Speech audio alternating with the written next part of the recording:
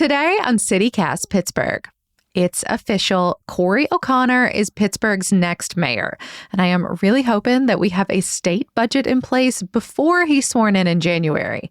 Sad fun fact, we are now the only state without a budget in place. It's more than 4 months overdue. So today, host Tredae Nari with our sister podcast, CityCast Philly, is asking why to one of the state's top Democrats, Speaker of the House, Joanna McClinton.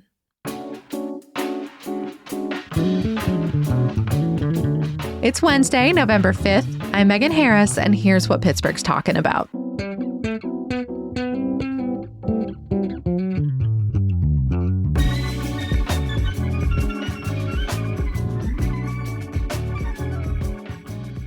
So, Speaker, every year you and your colleagues in Harrisburg pass a budget, and the governor signs it. Sometimes it may be late, but ultimately you have a budget, right? Still isn't here.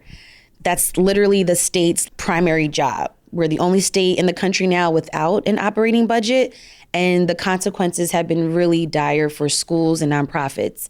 What's going on? What's the difference this year? So unfortunately, what we are seeing from Republicans in Harrisburg is what we're seeing from Republicans in Washington. Not caring about people, not showing up to do their job, and unfortunately, creating chaos on purpose. There's no good reason as to why we don't have the budget done. They like to tell people, we're not going to raise taxes. We've sent 3 budget proposals. Right. Not one of them, or my granny would say, not near one, would require a tax hike. Not one. So it's unfortunate, but they are just refusing to negotiate in good faith, refusing to finish the job. And as you said, Tredae, people are now starting to feel the pain. School districts, one that I represent, William Penn, they had to borrow money in the beginning of August. I met just recently with, Women Against Abuse. They're going to be laying people off. I've met with the rape crisis centers across the state. They are going to see layoffs and only a hotline will be available.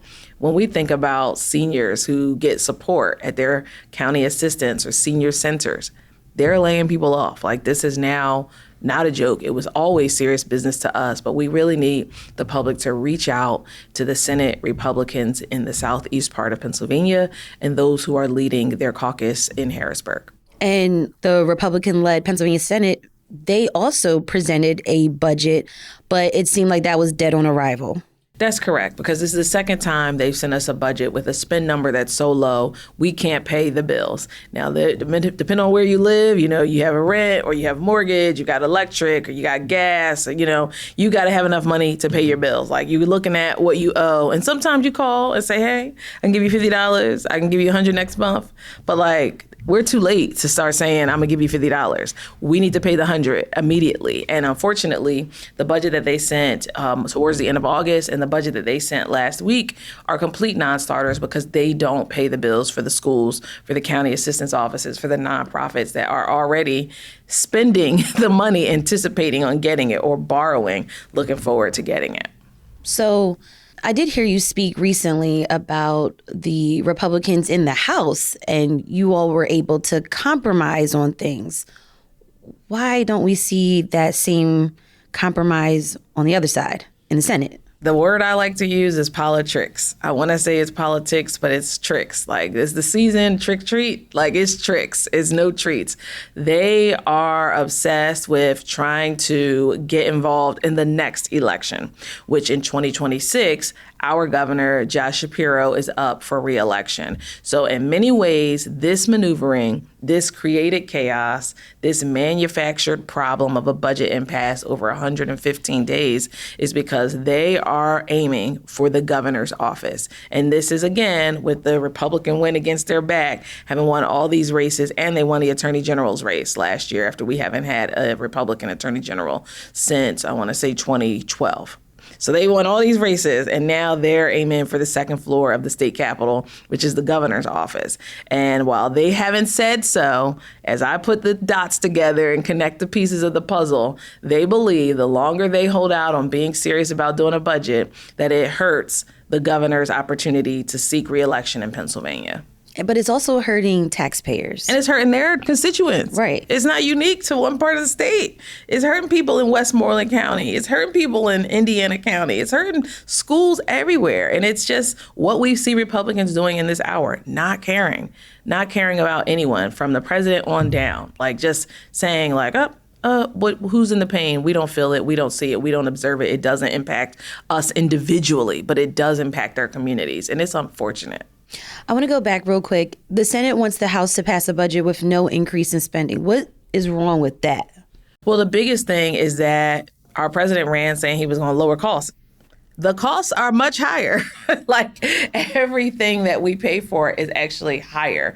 And what we're trying to do is not only pay the people who work for the state and pay the folks who are contracted with the state, but also keep up for the rising costs of providing education, providing food, you name it, like all the things that the Commonwealth provides and that contracts with agencies, like those costs continue to rise. So like we want to just pay the bills. We're not trying to put away, a whole bunch of money for another opportunity. And the irony is in what's equivalent to our savings account. It's called a rainy day fund. So we can use just a little bit of it to be able to pay our bills for right now and keep working on ways to create new revenue so the state doesn't ever run out of a rainy day fund and is always on top fiscally. Can we legalize cannabis tomorrow to fill those gaps? We certainly can. That's one of the revenue streams we sent over to our friends in the Senate earlier this year in June, or it could have been the end of May. It's escaping me in this moment. But there were a few ways that we can make money, right? Like we were never raising people's taxes. We were not doing that. So raising revenue includes legalizing marijuana. It includes being able to regulate skill game machines, which are all over. They're in bars, they're in restaurants, they're in taverns, they're in corner stores. I mean, they pay no taxes and they make a lot of money from people gambling inside of them. That's one of the ways. The third way that we wanted to raise revenue was to increase the minimum wage, because then some people would have more money in their pockets, not need so much from the state, and be able to spend money in the economy. I see.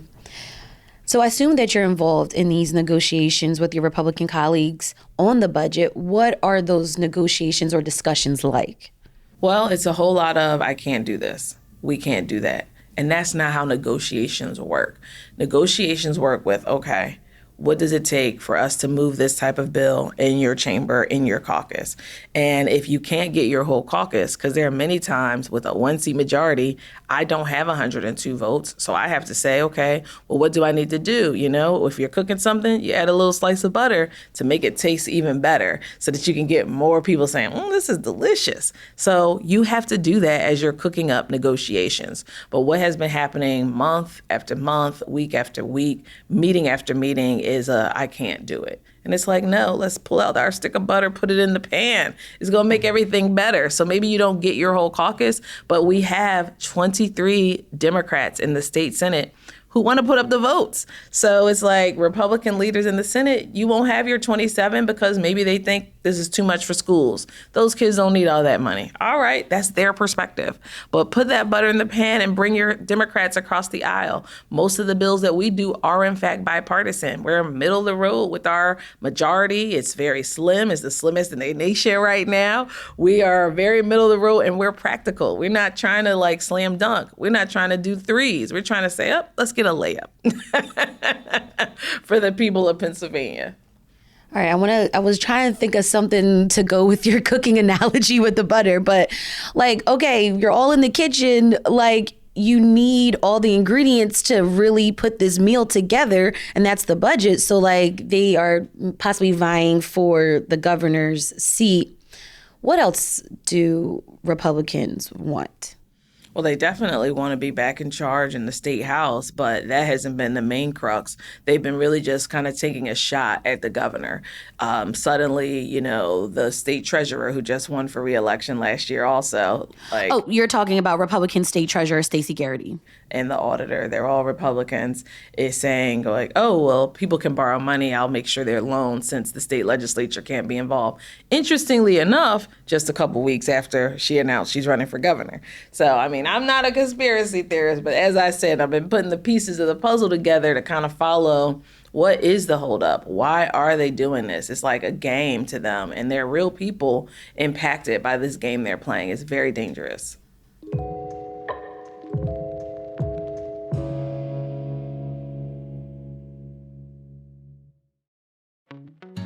Today's episode is sponsored in part by Family House. For families traveling here for medical care, the cost of food is just another expense to worry about. But Family House's daily healthy breakfast program takes away some of that stress, while also providing a little connection. The program's available to all Family House guests, and it provides nourishing meals, a welcoming space, and the chance to meet others facing similar medical challenges. But the cost of this meal program is going up. Family House needs your help. Every donation helps keep breakfast and the support it provides available to those who need it most. You can give at familyhouse.org/donate and save the date for Family House's Day of Giving. It's December 2nd on Giving Tuesday. You know, Family House really is a home away from home for patients and caregivers here in Pittsburgh, and it's the preferred lodging partner for a lot of our healthcare systems here. So again, if you want to support their cause, head over to familyhouse.org/donate. Today's episode is sponsored by the Frick Museums and Gardens and their world premiere of The Scandinavian Home, Landscape and Lore. The exhibit is open right now, and it is the perfect way to embrace the start of winter while still feeling all warm and cozy. There's this sense of magic to it all, because princesses, Vikings, trolls, gnomes, and folktales all come to life in this exhibition. The Scandinavian homes got this mix of homey comfort and mythic wonder. The show features more than 100 objects from a private, never-seen-before collection. So you'll get to admire fine decorative and folk arts, so think furniture, ceramics, glass, paintings, textiles, sculptures, graphics, and metalwork. So much stuff, all from Denmark, Norway, Sweden, and Finland. And after debuting at the Frick, this exhibit is going to move on to other museums, so do not miss your chance to get that first look. The Scandinavian Home, Landscape and Lore is on view through January 11th, 2026. Get your tickets at thefrickpittsburgh.org. Coziness awaits you. We are with you today thanks to the Greater Pittsburgh Nonprofit Partnership, a program of the Forbes Funds. For 2 decades, GPNP has been helping local nonprofits lead with impact. And every year, they pause to recognize the incredible people behind all of that work. The GPNP Awards honor nonprofit leaders who drive innovation, equity, and lasting change across Western Pennsylvania. From youth empowerment and technology to advocacy and community action, these are the people making our region stronger every day. If you know someone like that, nominate them now for the 2025 GPNP Awards and join hundreds of changemakers celebrating their impact at this year's GPNP Summit. Head to gpnpsummit.org to learn more and submit your nomination, because when we celebrate good work, we inspire even more of it. You represent West Philly, Southwest, Yeadon, Darby. What are you seeing from your constituents during this time right now? Because there's also the federal government shutdown in the background of all this. Yes, and it's not so much in the background. It's like in the front, right? Because people are scared. Everybody's worried about their health care, what it's going to look like, what things are going to cost. And now that we're about to be into the holiday season, folks are like, oh, well, my daughter gets SNAP, or my granddaughter gets WIC, or my neighbor gets, food assistance. And now they're not going to have that money. Like, what are we going to do? Like, what we see brewing is a crisis that's been created, that's intentional, that's cruel, that is inhumane. It is sickening. It's disgusting to me. And I absolutely hate it. I had a meeting, to your point, in Darby Borough, Lower Delco, with my leadership there. The leaders of the council, they started sharing things with me on how, the school district hasn't been able to cut the grass. And I'm telling them the state hasn't given them the money to do any of the things that they have to do, in addition to cutting the grass to keep the community looking good. It's unfortunate. It's like small things that are becoming big problems. It's not fair. They had to cite the district because everything is grown up. And I'm telling them, like, yeah, they have a contract, but they had to borrow money to make their payroll. Like, they're in a deficit now. Like, this is not a joke. It's causing real challenges everywhere. So do you think Republican lawmakers see that, though? Like, I'm sure they see communities suffering right now. And is it really like, do they not understand? What is it? Well, I want to be able to simplify it as easy as I can. And all I can come up with is they just don't care. It's not unique to us. These are challenges in Western Pennsylvania. Coming down here, just got off the phone with a constituent in Erie who's in the leadership of their NAACP, talking about what they're going through. This is all over the state. It's not unique to the part of the state where we live. It's all over the state. And these Republicans, they don't care.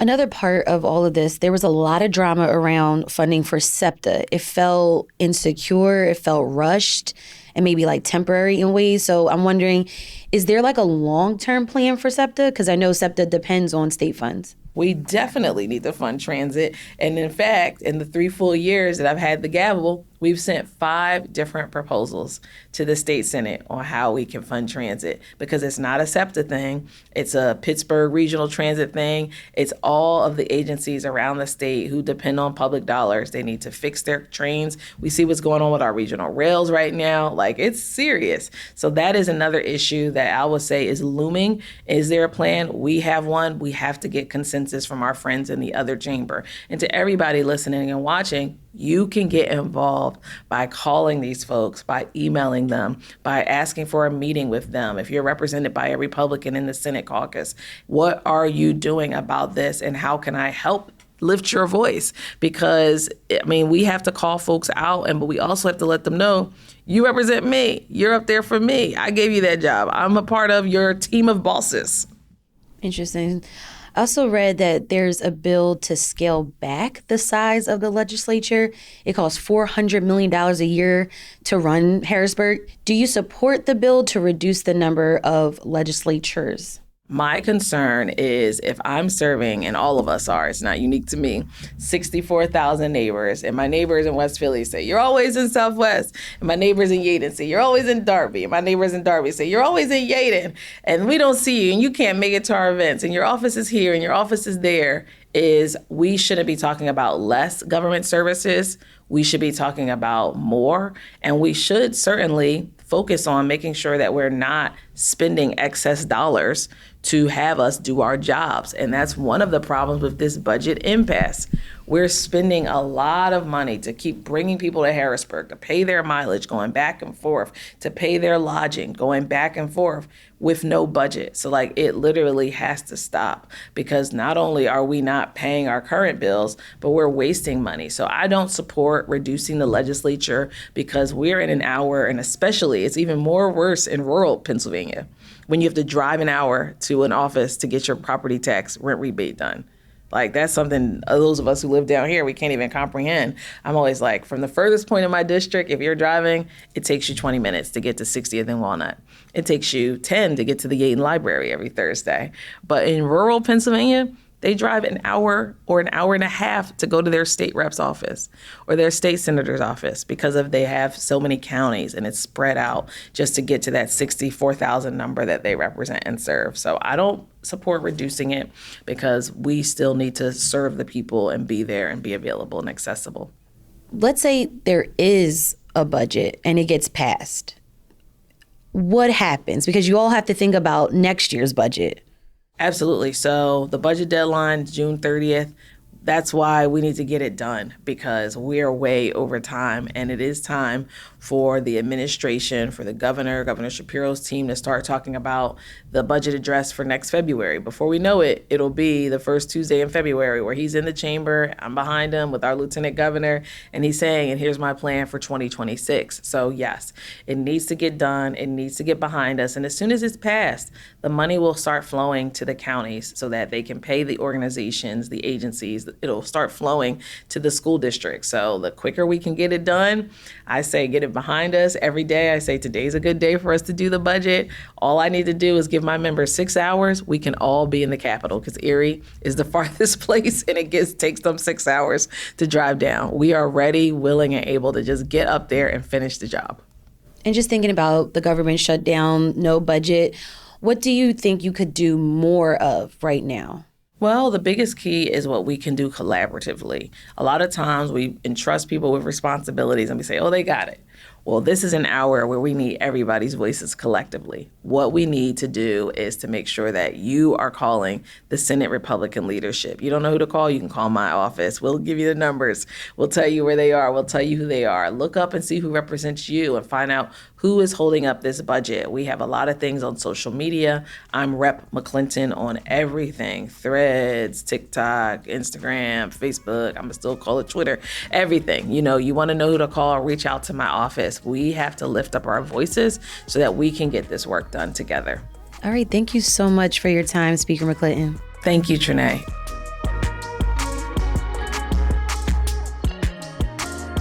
That is all for today here on CityCast Pittsburgh. You can support the show, keep us doing what we're doing by becoming a CityCast Pittsburgh neighbor. All the details are at membership.citycast.fm. We will be back tomorrow morning with more from around the city. We'll talk to you soon.